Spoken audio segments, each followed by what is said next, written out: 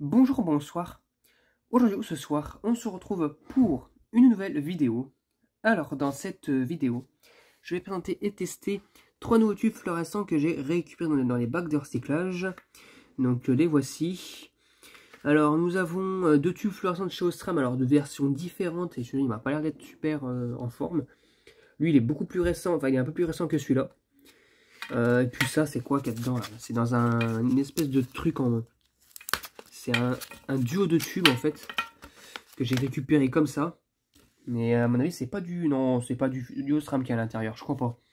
Donc ce que je vais faire, c'est que je vais commencer par ce tube là, mais d'abord je vais commencer à le déballer celui-là. Nous avons un tube Mazafluor Pressiflux brillant 36 watts. À mon avis, au vu de son état, il a dû subir un starter défectueux parce que de l'un ou de l'autre côté, il est quand même bien cramé. Donc c'est pas vraiment une fin de vie, je pense ça. À voir, on verra bien, peut-être une surprise, ça se dira. Peut-être qu'il n'y a pas de problème de mercure, je ne sais pas. Bon bref, je vais tester ça, c'est parti pour le test. Le premier tube fluorescent, nous avons un tube de chez Osram, L36 watts 640 white, donc c'est du blanc neutre, fabriqué en Allemagne. Alors bien marqué de ce côté-là, et aussi un peu de ce côté-là, donc j'espère qu'il fonctionne encore, mais à mon avis, c'est même pas la peine d'y compter, hein, donc voilà. Allez, c'est parti pour le test. 1, 2, 3. Ah.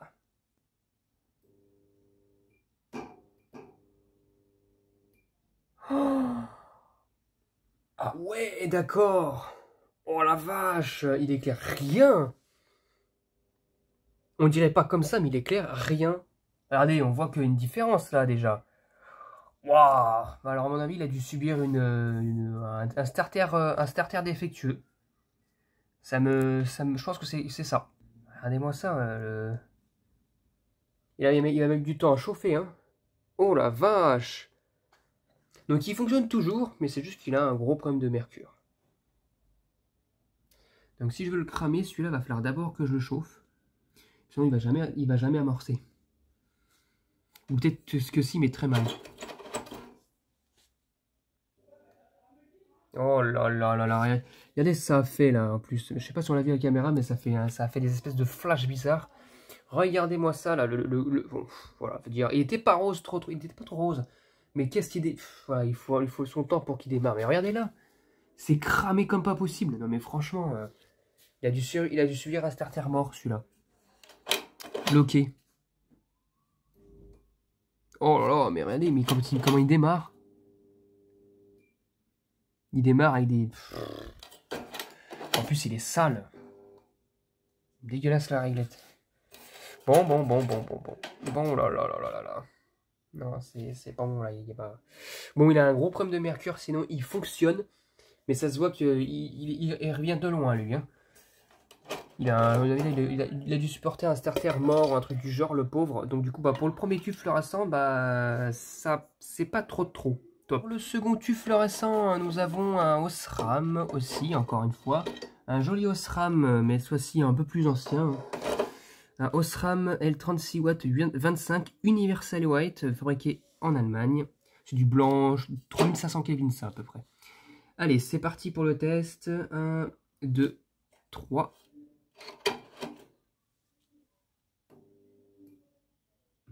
Ah, bah déjà, lui, il est un peu plus en peps déjà. Hein. Il éclaire mieux que son plus jeune d'ailleurs, parce que celui-là, il est plus jeune.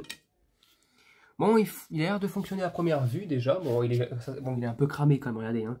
Il n'est pas tout neuf, hein, mais il n'est pas non plus défoncé. Voilà quoi. De l'autre côté, non, pas de problème au niveau des électrodes, j'imagine, donc ça va. Il n'y en a pas une qui s'allume d'un coup comme ça, étrangement. Non, de l'autre côté, pareil, j'ai rien. Superbe, bah c'est cool, bah au moins un tube de fonctionnel, ce qui est plutôt pas mal. Faudra un petit peu de nettoyage parce qu'il est un peu sale aussi, mais il fonctionne. Et ça c'est plutôt cool. En plus, l'Universal White, ils en font vraiment plus. Ça fait, eux, parce qu'en fait, ils utilisaient un programme spécifique, je me rappelle plus du nom. Et depuis 2009, les tubes fluorescents, enfin les fabricants de tubes fluorescents n'en font plus parce que c'est devenu interdit. Donc voilà. Superbe, rien à dire.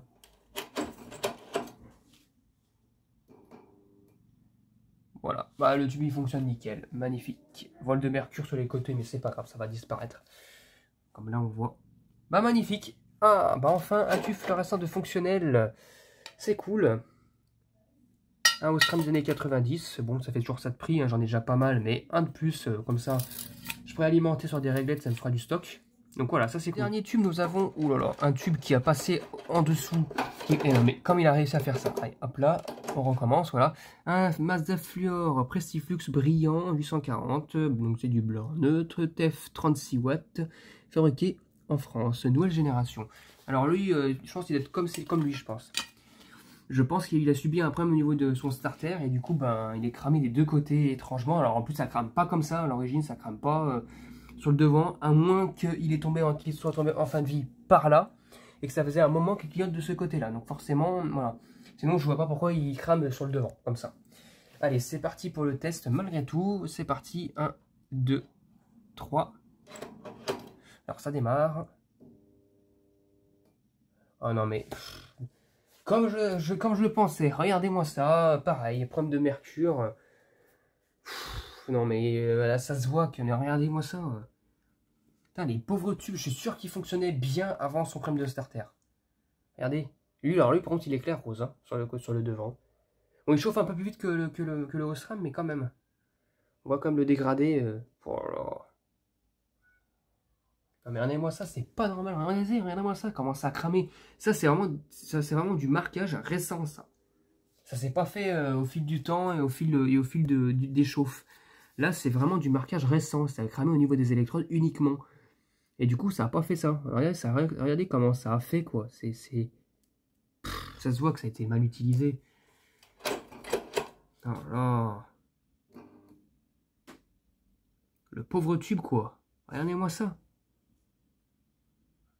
Ça l'a éclaté.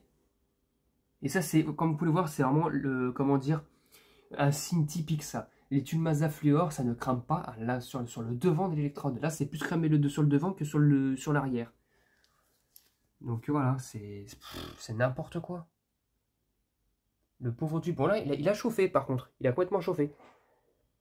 Donc si jamais il n'a pas trop de problèmes de mercure par la suite, et du coup, je pense que je pourrais le regarder. Le garder, sinon il passera au burn-out tout de suite. Je me fais pas... Le pauvre... Il n'y a plus que ça, quoi. Oh là là. Ouais. Le pauvre, il a bien subi au niveau des électrodes. À cause d'un starter mort. Bon, au moins, c'est bien parce que d'un côté, ils sont pas tous dead. Voilà. Je préfère avoir un tube avec un problème de mercure qu'avoir un tube complètement dead avec aucun résultat. Donc voilà. Donc au moins, on a celui-là de fonctionnel sur les trois. Complètement fonctionnel. Ça, c'est cool. On voit même le quezo. Oh, on voit même le poudrage. Ça sur les tubes comme ça. Et puis le reste, bah, ma foi, les pauvres, ils ont bien subi. Voilà. Bon, bah, c'était tout pour cette vidéo. J'espère que cette vidéo vous aura plu. Et à très bientôt pour une prochaine vidéo. Au revoir.